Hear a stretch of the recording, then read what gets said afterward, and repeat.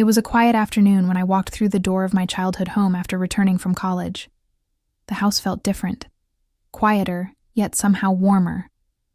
As I stepped inside, I could feel the weight of memories lingering in the air. My 19-year-old stepbrother, Jack, greeted me with a casual smile, looking taller, more mature than I remembered. "Hey," he said, tossing a soccer ball from hand to hand. "Hey," I replied, surprised by how different he seemed. Our parents had left, that morning for a weekend trip, leaving just the two of us behind. Growing up, we hadn't been close. I was 3 years older, and our lives rarely crossed paths. But that afternoon, something shifted between us. While I unpacked, Jack knocked on my door. "Want to order pizza later?" he asked. I agreed, and soon we were sitting in the living room, sharing slices and flipping through TV channels. The conversation flowed more easily than I had expected. We laughed about old family stories, like the time we built a fort out of bed sheets and got in trouble for knocking over a lamp. "You were such a troublemaker," I teased. "You were bossy," he shot back with a grin. The playful banter felt natural, as if those childhood memories had never faded. Later that evening, I found Jack in the kitchen, washing dishes. "I got it," I said, stepping in beside him. "Nah, you're the guest now," he joked, but I grabbed a towel anyway. As we worked, we talked about his plans for college. He spoke passionately about his dream of becoming an engineer, designing things that could change lives. His ambition surprised me. "I never knew you were so ambitious," I said. He shrugged. "Guess you were always too busy to notice." The comment stung, but not in a harsh way. More like a gentle reminder that I had overlooked how much he had grown. The next day, I woke to find Jack outside working on his car. His sleeves were rolled up, hands covered in grease. He was focused, determined. I stood at the window for a moment, surprised by how capable he seemed. "You're just going to stare?" he called out when he noticed me. I laughed and joined him. For the next hour, he explained how the engine worked, showing me parts I didn't understand. I nodded along, impressed by how patient he was. That evening, a storm rolled in, knocking out the power. We lit candles and played cards at the kitchen table as rain tapped against the windows. The warm glow of the candles made the room feel safe. "I'm glad you're here," Jack said suddenly, his voice softer than usual. "Me too," I admitted. For the first time in years, I felt like I truly knew him, not just as my stepbrother, but as someone who cared, who listened, someone I admired. The silence that followed wasn't awkward. It was comfortable. As the storm rumbled outside, I realized how grateful I was for this unexpected chance to reconnect. "Since when do you cook?" I asked, grabbing a plate. "Since someone had to," he said with a shrug. "Figured I'd get good at it." We ate together, and for once, it didn't feel like small talk. Jack asked me about my plans now that I was out of college. I admitted I wasn't sure. I'd spent so much time chasing a degree that I hadn't figured out what came next. "You'll figure it out," he said confidently. "You've always been stubborn enough to make things happen." His words stuck with me. I realized how much he believed in me, maybe more than I believed in myself. Later that afternoon, we tackled some chores together. Jack insisted on doing most of the work, but I stayed nearby, finding comfort in the easy rhythm we fell into. Somewhere between folding laundry and cleaning the patio, we ended up talking about relationships. "You still with that guy?" Jack asked carefully. I shook my head. "Didn't work out." He didn't press for details, but I could tell he wanted to know. Instead, he just nodded. "His loss," he said. For some reason, that simple acknowledgement meant more to me than any advice could have. That evening, we ended up watching a movie, one of those old action films Dad always loved. I noticed Jack stealing glances at me throughout the movie, like he had something on his mind. When the credits finally rolled, he spoke quietly, his voice uncertain. "I remember when you left for college," he said, his eyes fixed on the screen. "I thought, I don't know, I guess I thought you'd forget about me." I was taken aback. "Forget about you?" I repeated, surprised. "You were always busy," he explained, his words laced with a quiet sadness. "Friends, classes. I figured you'd move on, and we'd just drift." A pang of guilt shot through me. I had never considered it that way. I had been so caught up in my own life that I hadn't realized how much distance had formed between us. "Didn't forget," I said, my voice softer. I guess I didn't know how to stay close." He smiled a little, the expression small but meaningful. "Well, you're here now." It was such a simple thing to say, but it felt important. Like, despite everything that had happened before, he still believed in us, in the bond we'd always shared. Later that night, I found a note on my desk. It was from Jack. "Glad you're home." I smiled to myself as I folded the paper carefully. For the first time in a long time, I felt like I belonged. Not just as part of the family, but as someone Jack genuinely cared about. And I realized, with a quiet but undeniable certainty, that I cared just as much. The next day, however, things felt different. Quieter, almost tense. Jack seemed distracted, barely speaking during breakfast. I figured he just needed space, but something felt off. By the afternoon, he was still distant. I found him sitting on the porch outside, his phone in hand, staring at the screen. "Everything okay?" I asked, stepping outside. He hesitated, then shook his head. "Just some stuff with school. Nothing big." I knew it wasn't nothing. After some pushing, he finally opened up. He'd missed a project deadline, and it put him at risk of losing his scholarship. "I should have handled it better," he muttered, his voice low. "But now I'm stuck." "You're not stuck," I said firmly. "You're just overwhelmed." "I can't fix it," he shot back, his frustration breaking through. "I've already tried."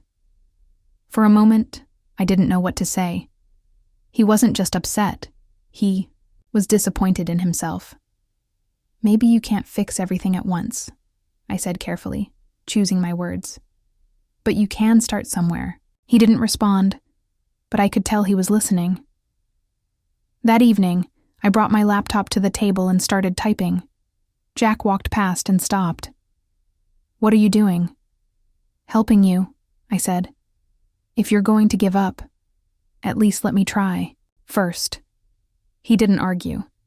Instead, he sat down beside me, and together we spent hours rewriting parts of his project, tightening ideas, filling in gaps, and finding ways to improve it. He was sharper than he gave himself credit for, and soon, he was leading the effort, explaining concepts I barely understood. By the time we finished, his mood had shifted. The frustration was gone, replaced by something quieter. Relief. Maybe even pride. "Couldn't have done it without you," he said, his voice sincere. "You did most of it," I reminded him with a smile. "Yeah, but you didn't let me quit." That night, I found myself reflecting on how much he had changed. The kid I remembered, stubborn, restless, always chasing something, had transformed into someone who worked hard, cared deeply, and didn't give up, even when things felt impossible. The next morning, I found him pacing nervously in the kitchen. "Nervous?" I asked. "Yeah," he admitted. "But I'll figure it out." I smiled. "I know you will." He grinned back, and in that moment, I realized something important. Jack wasn't just my stepbrother anymore. He was someone I genuinely admired, someone who made me want to be better too. Jack's project was accepted, and I could see the weight lift off his shoulders. He tried to play it cool, but I could tell how much it meant to him.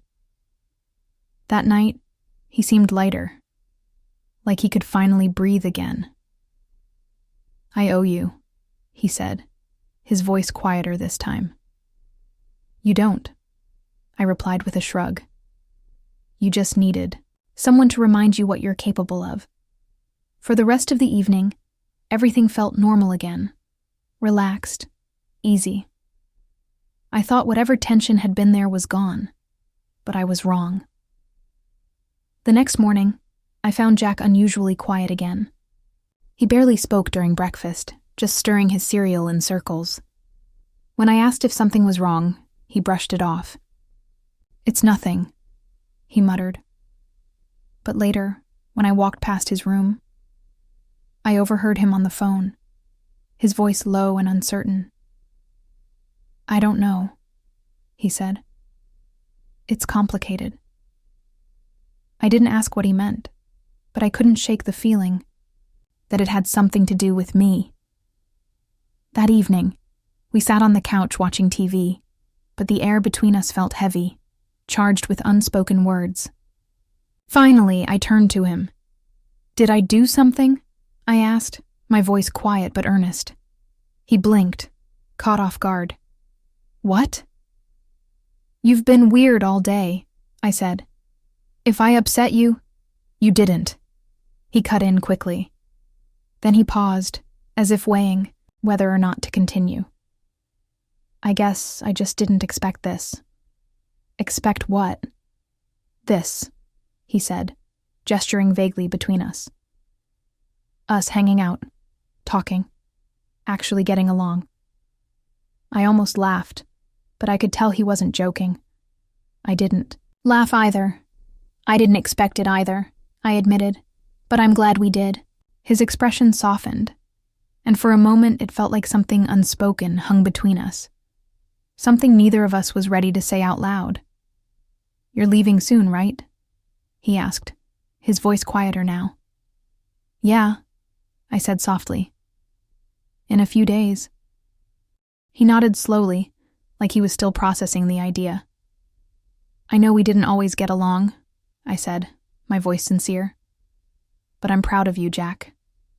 He looked at me, surprised. "Really?" "Yeah," I said. "You've changed a lot, in a good way." For a moment, he didn't answer.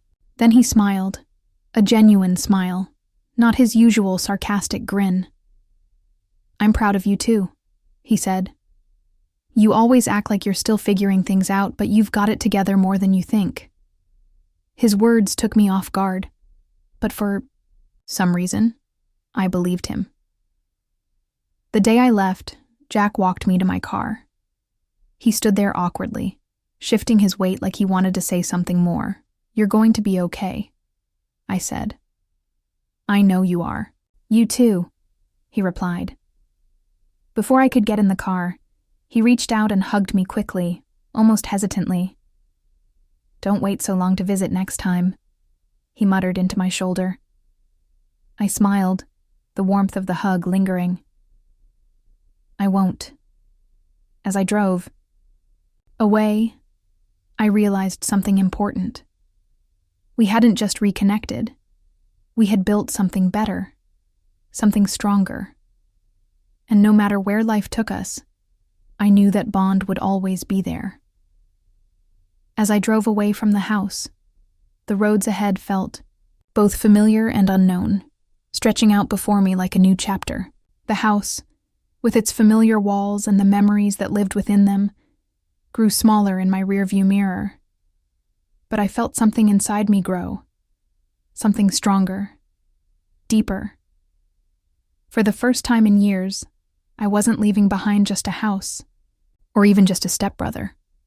I was leaving with something I hadn't expected, a connection I hadn't realized was possible. The quiet moments, the unexpected laughter, the conversations we had were more than just passing interactions. They had woven something between us, something strong, built from the simple acts of sharing, listening, and being there. Jack and I had changed, not just as siblings, but as people, as friends. The distance between us had shrunk, and in its place, something meaningful had grown. A bond that wasn't just about shared history, but about the way we had learned to understand and support each other. Even the quiet moments had spoken volumes, words that didn't need to be said, but were felt deeply. As the miles stretched between us, I realized that this wasn't a goodbye. It was more of a promise, one that didn't need words. No matter where life took us, no matter how far we drifted, this connection would remain. It was the kind of bond that distance couldn't erase, time couldn't fade, and no circumstance could break. In the end, I didn't just reconnect with Jack. We had built something better, a relationship that would last, no matter the time, or the miles. And though I was leaving, I knew that in some way, a part of me would always stay with him, and a part of him would always stay with me. I could never forget this. What we had built, what we had found in each other. The kind of connection that lasts, that remains. A bond stronger than distance, more enduring than time. Thanks for watching.